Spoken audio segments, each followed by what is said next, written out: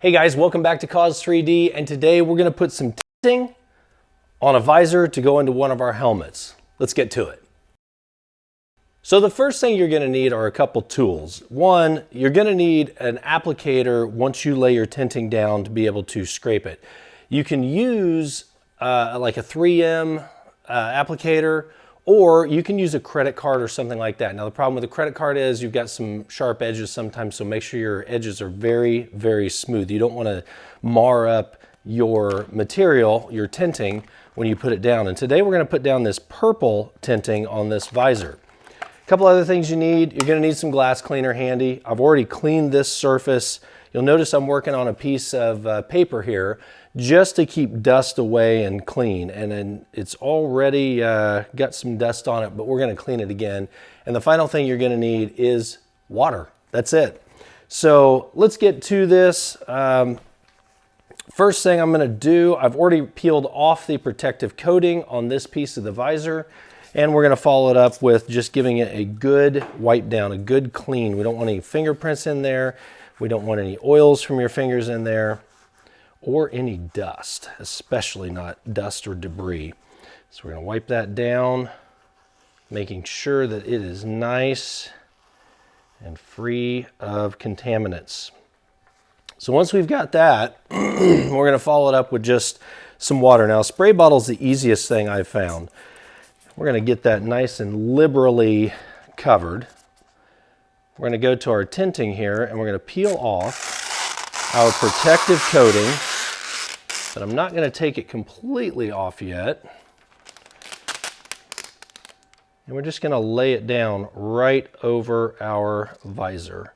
We'll start here in the middle, and we're just going to smooth it out. We're basically just pushing the water out from underneath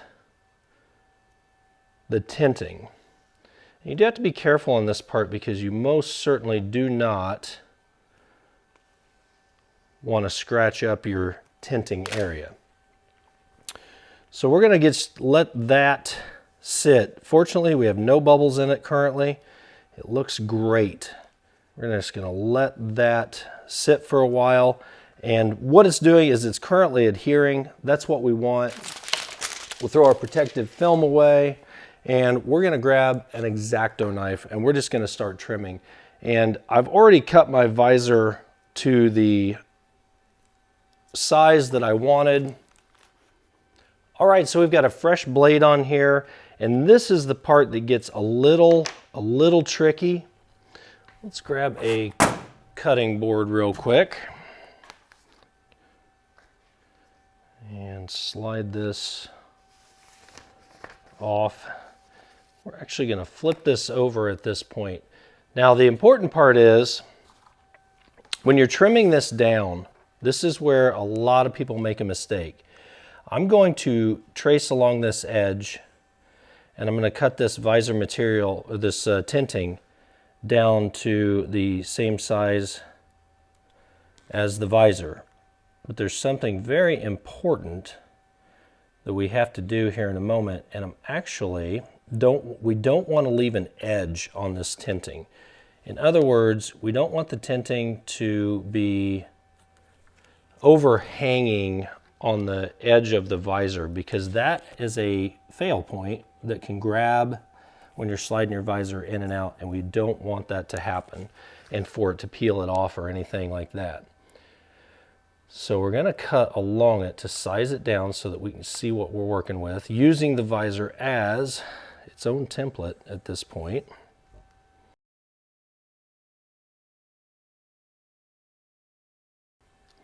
We're going to flip it back over, and this is, as I said, one of the more important parts of doing this. First of all, I'm going to make sure we got all that water, as much water as we can, out from underneath the visor material so that it does adhere. We have no bumps, no problems. Now, what we want to go back and do, because the visor is actually larger than the opening that we're going to insert into the helmet. So what we want to do is very carefully Now that we've cut it down to size, and you're probably not going to be able to see it on camera, but we have overhangs, and those overhangs of that visor material that can lift off. We don't want that. So what we're going to do is we're going to come in right along the edge of this visor, and we're going to trim away the material so that just a tiny, tiny, tiny bit of the visor around the edges is still going to show, because you won't see it.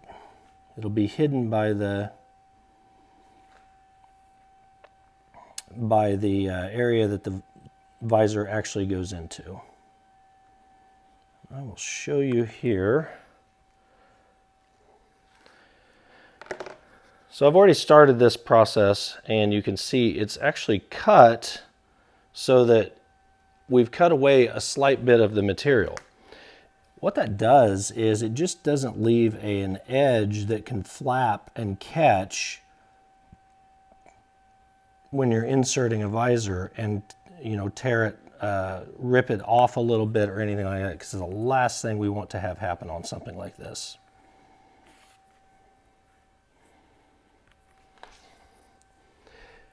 Now down here at the bottom of it, I am going to get as close as humanly possible to the edge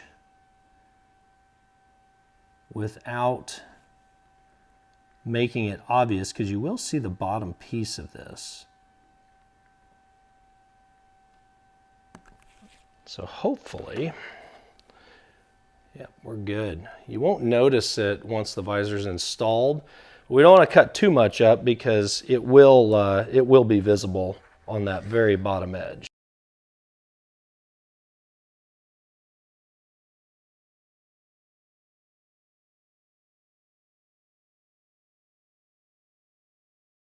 Now we're going to follow it up, and we're just going to make sure that we got as much of that moisture out of there as humanly possible. And it'll take time to dry. Now, one thing I do like to do once I have this cut to where it's correct, I've still got my film on the back of it. What I like to do is, if you have your helmet handy, I do like to go ahead and very, very carefully, it looks like I've still got a bubble in there, I just saw it, caught it just right in the light.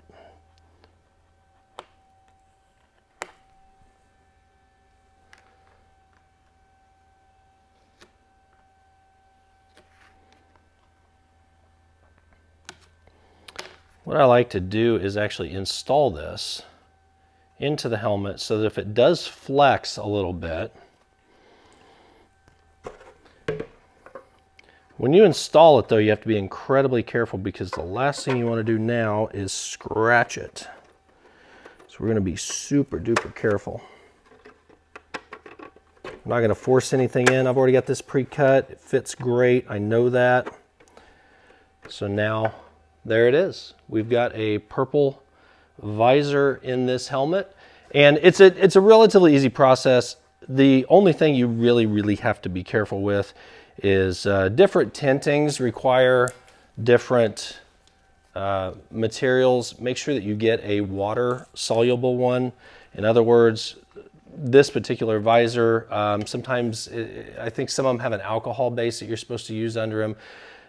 Some of them just have, most of them just have water. That's how we attach it. So now that it's in my helmet, it's going to hold that shape. If this material needs to stretch at all as it goes around, it will naturally stretch, and we've got it. So we're good to go, and that looks fantastic in my opinion.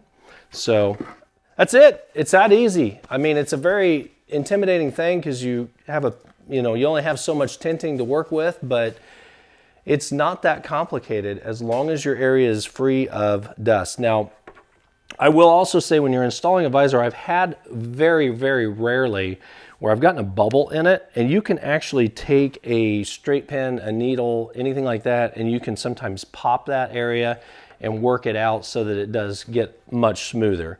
So if that ever does happen, that's an option as well. But yeah, that's it, guys. It's that easy. Don't be intimidated by it.